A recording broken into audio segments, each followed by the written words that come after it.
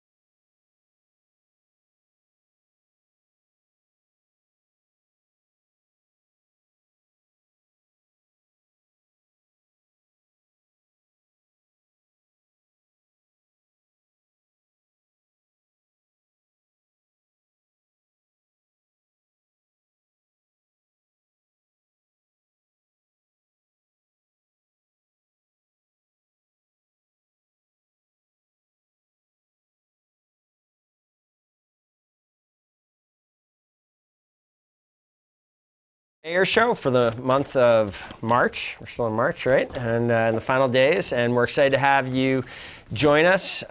We are going to focus most of the show tonight on our new early learning initiative and the two different elements of that. There's a capacity grant element and a new element, which is we call the First Step Scholarships Program. And I have Rebecca Reese from CEDO here to help me with this conversation.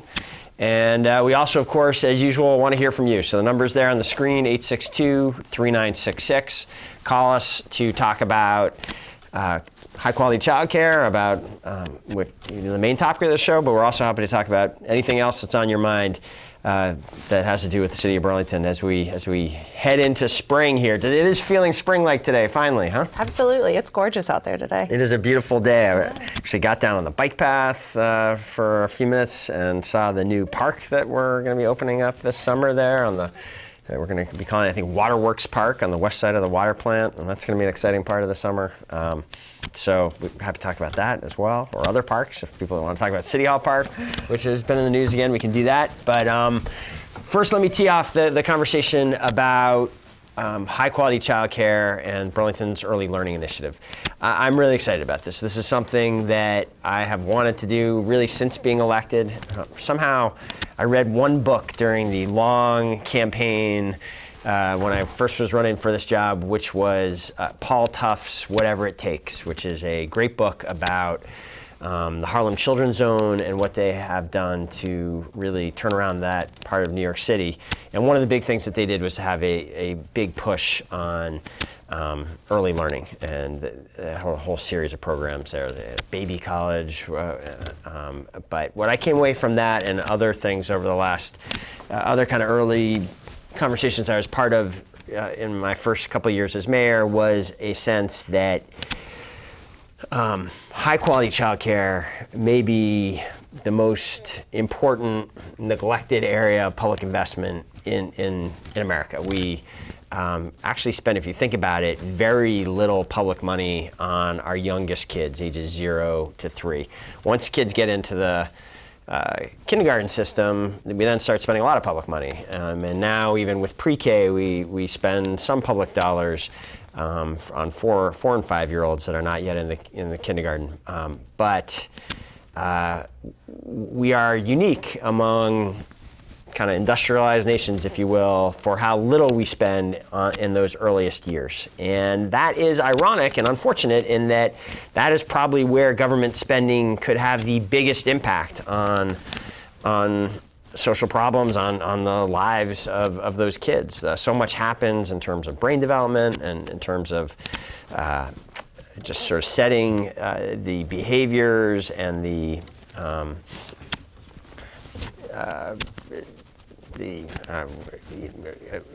adverse child events in these first 1,000 days. Basically, these first 1,000 days of life are critical. We know that investing in kids in those years results in paybacks in terms of public. There's this idea of a public return on investment, which has been calculated in Vermont to, I think, be at least 3 to 1 for every dollar we spend in those early years, and yet we don't do very much of that. And so Burlington, fundamentally, we've been for years trying to think, is there a way for us to do something here in Burlington? There's a handful of cities around the country that have stood up some kind of program, but not very many. This is one of the many areas where Burlington is sort of on the cutting edge.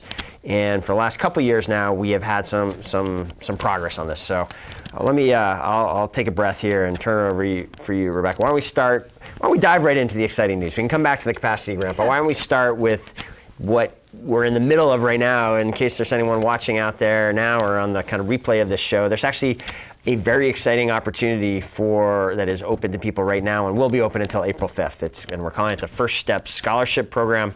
Why don't you describe it, Rebecca? Yeah, absolutely. So the Early Learning Initiative has been one of Mayor Weinberger's biggest projects and efforts in the last few years. Again, the capacity grants we can come back to, but this is the first year for the First Step Scholarship Program, and it's just so exciting. We are taking funds and putting them directly into scholarships for the most vulnerable families and the most vulnerable residents of Burlington. We're looking at some of our youngest citizens, residents in the city. These are children, infants, just up to 2 years old. The application opened just this month, and again, just like you said, it closes April 5th. So go to the city website to look for the application and fill it out. We're going to be leveraging 2 sets of funds through this program. The cities also are putting in money, but we're also leveraging the state child care financial money that's out there. It's the state subsidy funds.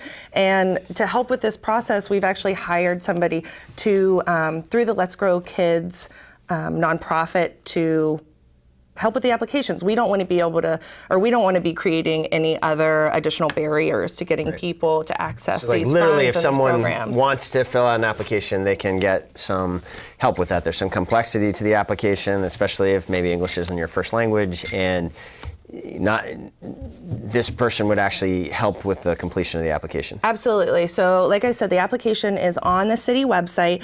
You can fill it out there and send us in your stuff, or you can contact directly. Her name is Paula Bonney, and she is just wonderful. Her number, I'll give it a few times throughout this, is 802-448-4307.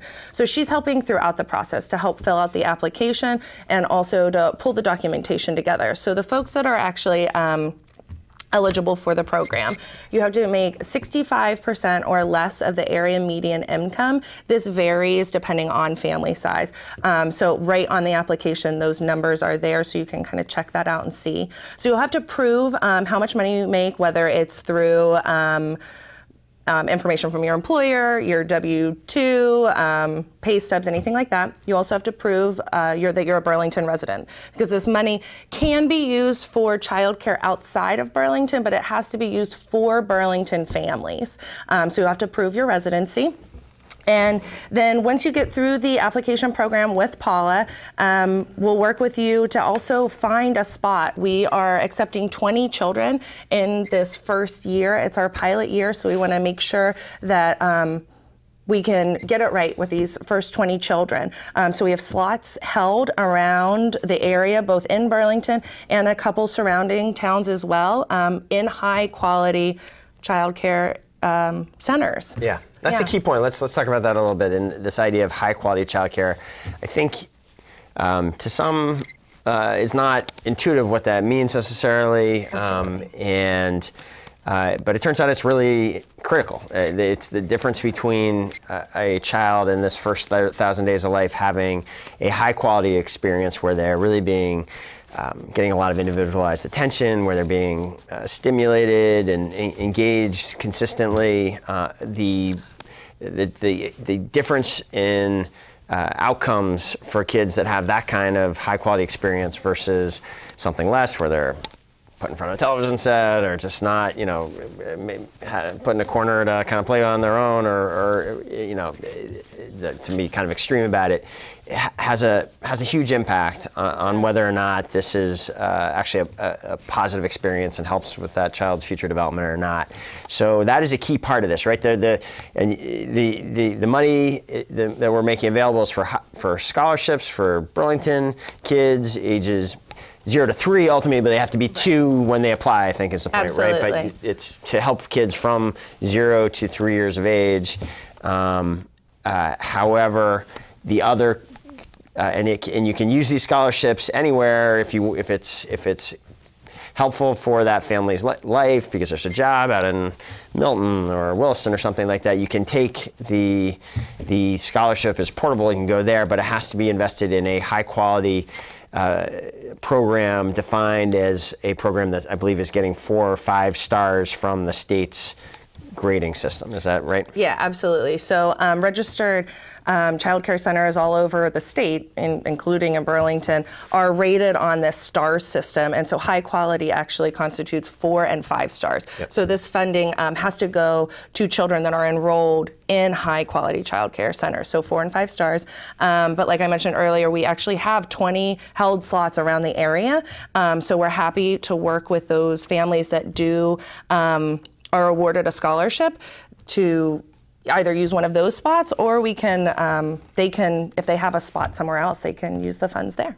Great. Yeah, great. Absolutely. And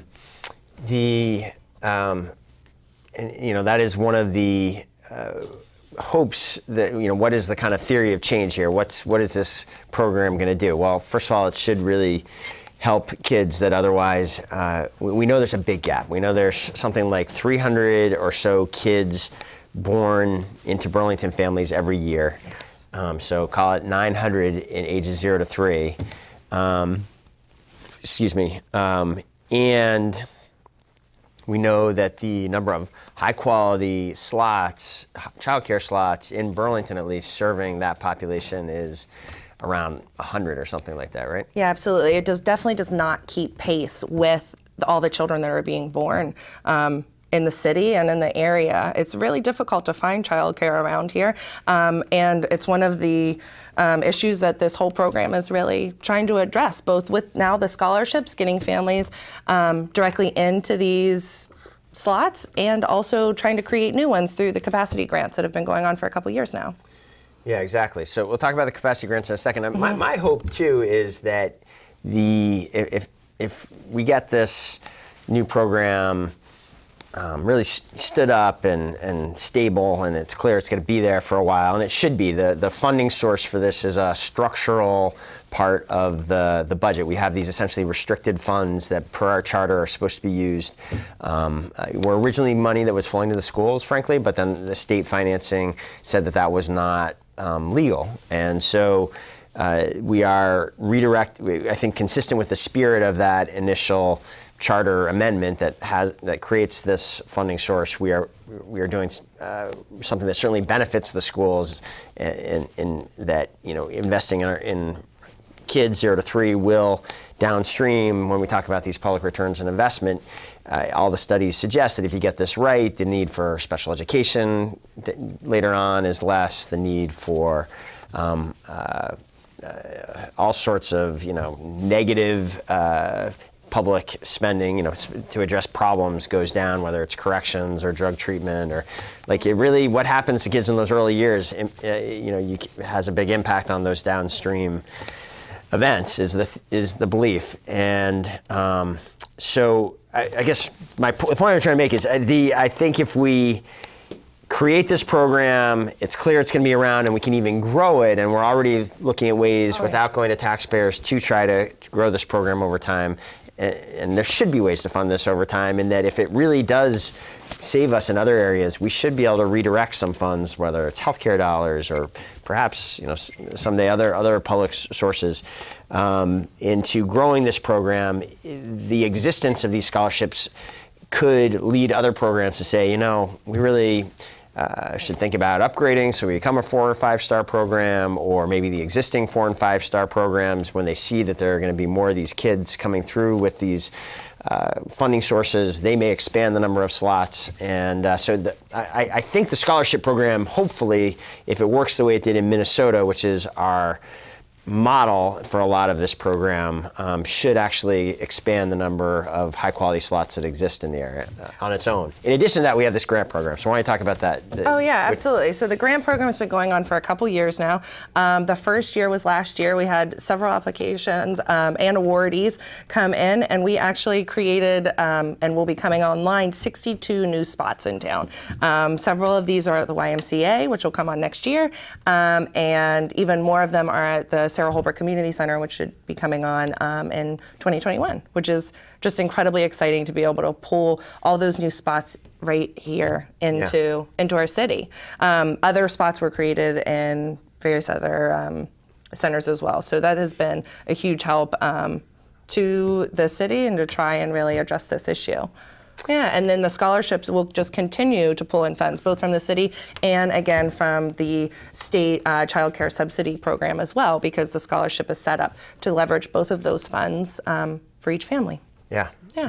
So the Y program is very exciting. If anyone's been down College Street recently, or you've probably seen it.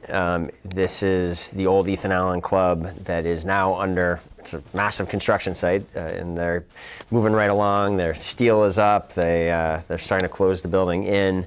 And it's really, I believe that will probably be the largest expansion of the child care system, at least, I think in the 0 to 3 area that we've seen in a long time, right? There's very long time, 50, absolutely. 50 slots. Yeah. It's going to be incredible, and it's just going to bring such an amazing resource to the city. It's really going to be incredible. Yeah. Yeah, and we're quite excited about that. The city is just a small part of why they were able to do this, but we were happy to be able to be one of the funders to contribute to get that off the ground. The Sarah Holbrook project's not quite at the groundbreaking stage yet. I actually haven't heard an update on that for a little while. What's their goal now? Yes, absolutely. I mean, I believe that the slots should be, the goal is to come on in 2021, and I think they're going to be breaking ground really soon. I think that's coming along.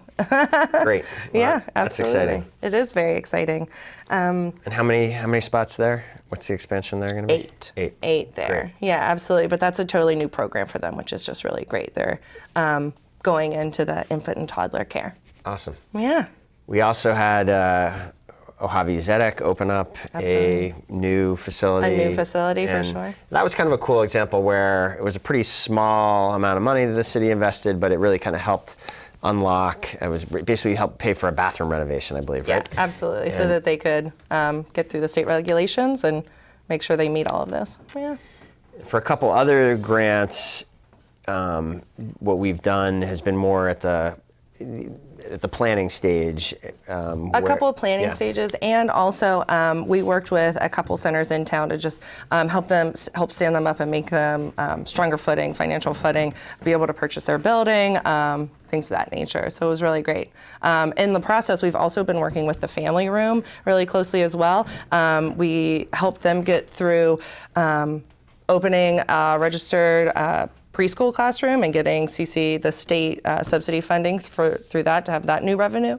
And we're also now working with them. Have they actually done that? They've actually started that and it's working now? Yeah, I believe so, absolutely. Okay. And now we're also working with them in connection with the scholarship to help find families, really connect with those that they know could really benefit from this program. And again, Paula Bonney, the social worker that's working to get people through the application process, is actually meeting families at the family room as well, just like meeting them where they're at, where they're comfortable, where they know, and it's really helping get through that process. So it's great.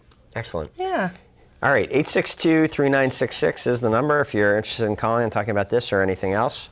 Let's hit that big headline again. So we are, at the time that we're doing this show, it is, what is it? It is March 27th. Yeah.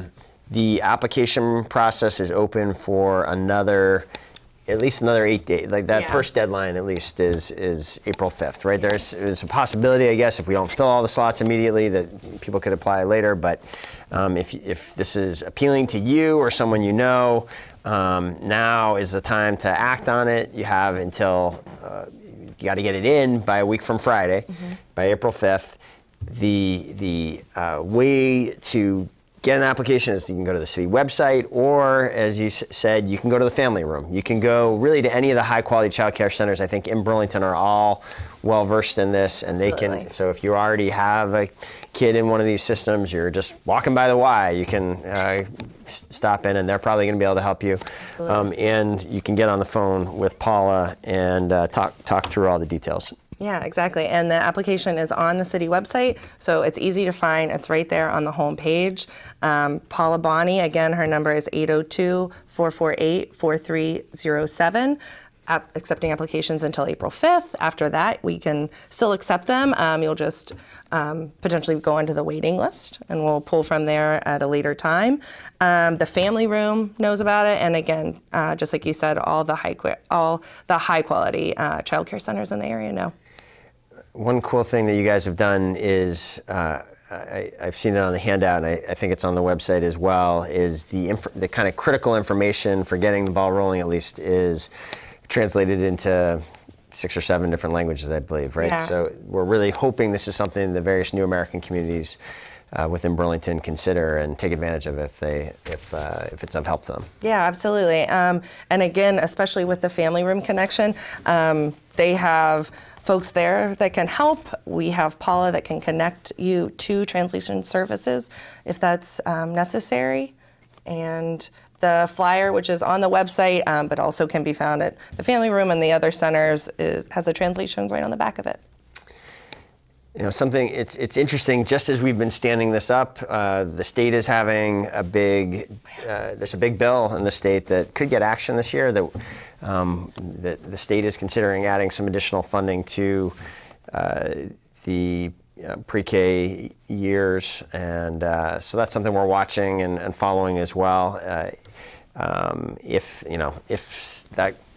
that works, that could make it possible for us to reach even more kids potentially. We think all the studies have suggested there's a really large gap between where we are today and where we would be if you had a system that was really that had high quality slots for as many kids as needed in the region. So it's interesting. I think this is one of the few issues where it feels like there really is alignment at all levels of government, at the local, state, and even the federal government has been, well, certainly under President Obama there was action under this area. I'm not sure that the current administration has been as supportive, but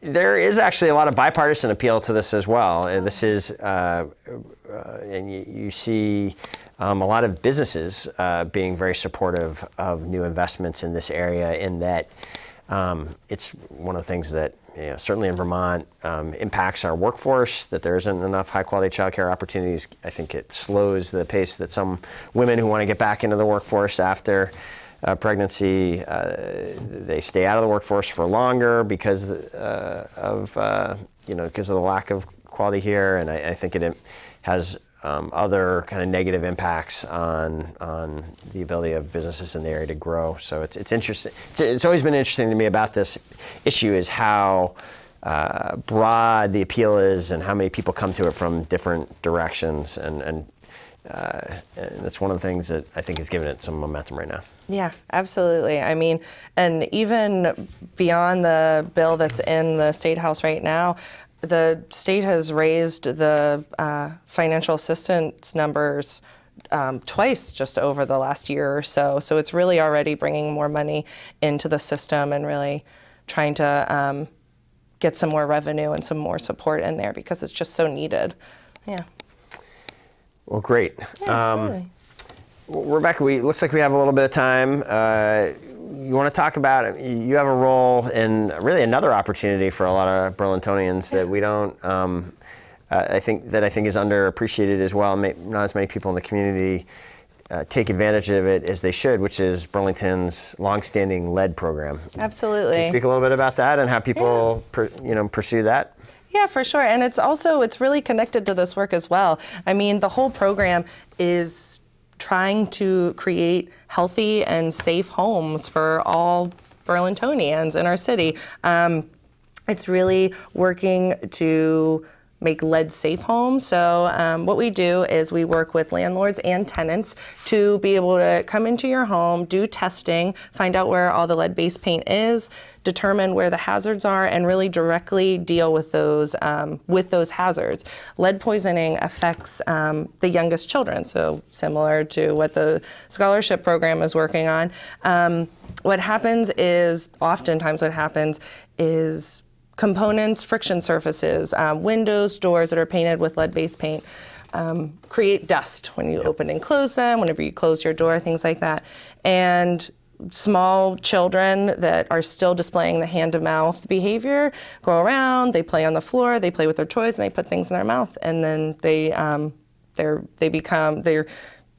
up getting an elevated blood lead level is the terminology that we use.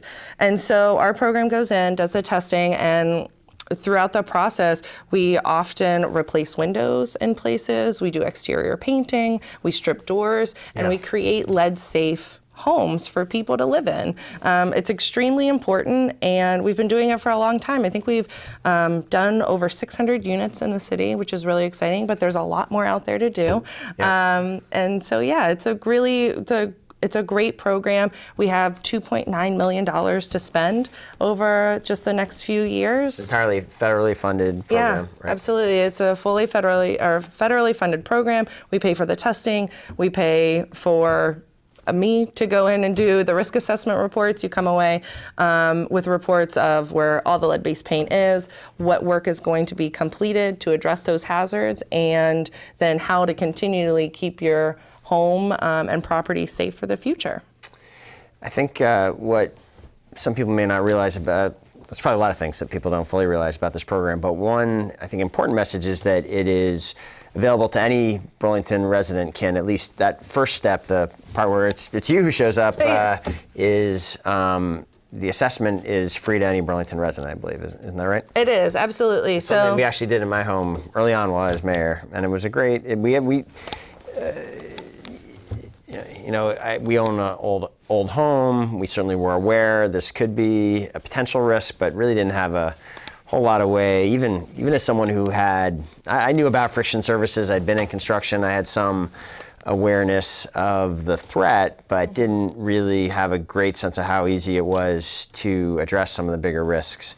And so, yeah, the program came in and did find that we had a lot of these. On all of the windows, in the kind of window wells, we would have chips building up over time, and we came out of that and we made a pretty simple change where we have this, I think it's basically a piece of thin metal that we put down at the bottom, on the sill, at the bottom of right in that window well. And it makes it much easier to clean and much clearer when there's something there that, you should try to get out of there. Whenever we take down the storm windows or put them up, I try to go in there, and if I'm really ambitious, I try to, I don't know if I've ever actually ambitious, but CEDO actually has these vacuum cleaners that have these special filters that you can we have 4 HEPA vacuum filters, so that's the best way to clean up anything around your house. People, how often do those get used? Are they well used? Regularly. People come and get them very often, especially whenever the weather turns. I mean, they're out all the time. It's really great. Yeah, they're free to use. You can just give us a call.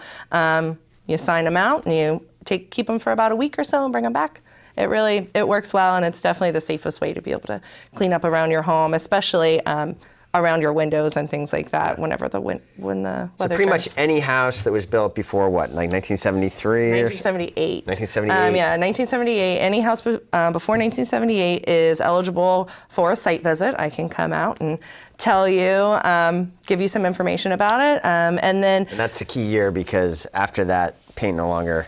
Yeah, lead-based paint was outlawed at that point. Right. There are times where people found the old can of paint in the basement or anything, but from 1978 on, it was outlawed. So our program works with folks that are 80% or less of the area median income, and but for the next stage. But the risk assessment can happen for anybody. Right. Yeah. But then if you do income qualify and there's a real hazard in your home, it's really quite remarkable the level of help that CEDO can provide. You want to describe it's pretty incredible intervention. So we do all the testing. We test every painted surface in your home. Typical interventions that we do, replacing windows with brand new wooden sash kits. They match, look the same, but they're brand new windows. We strip doors. We do full painting exterior paint jobs, which is huge, you know. And that's all. It's all funded. It could be a whole building. The whole building, absolutely. Yeah. And even if you have a garage or anything that tests positive. And this program is available to multifamily property owners. Yeah, and the property owner applies. How does that work? They have to be income qualified tenants of some sort? The tenants do, yeah. The property owner applies to our program, and then we work with the tenants to get their applications. They also have to apply and give us some information about their income to make sure that they qualify, but we work with them throughout the whole process. Interesting. Absolutely. Well, great. We have just a couple minutes left. Let's recap the main event again. For anyone watching out there, again, there's an opportunity for the next couple weeks. If you or someone you know has an infant or toddler and you need help getting that toddler or infant into high-quality childcare, the city is offering a scholarship that, and I'm not sure we've said, it can be up to about how will that part of it work again, Rebecca? How much per child? It's about a $6,000 per child. It can be up to $6,000 per child, but we're also working with the state subsidy program, and we will help you apply for those funds and get you through that process as well. So both of the city scholarship and the state funding comes together to potentially pay for your entire child care tuition. Okay, so if you're interested in this, you have until a week from Friday to apply, April 5th, and go straight to the city website. Right there on the homepage is more information. You can also go into the family room or any of the other high quality child care providers in town. Or we'll say one last time, give Paula Bonney a call. Her number is 802-448-4307. Thanks for tuning in. We'll see you in a month.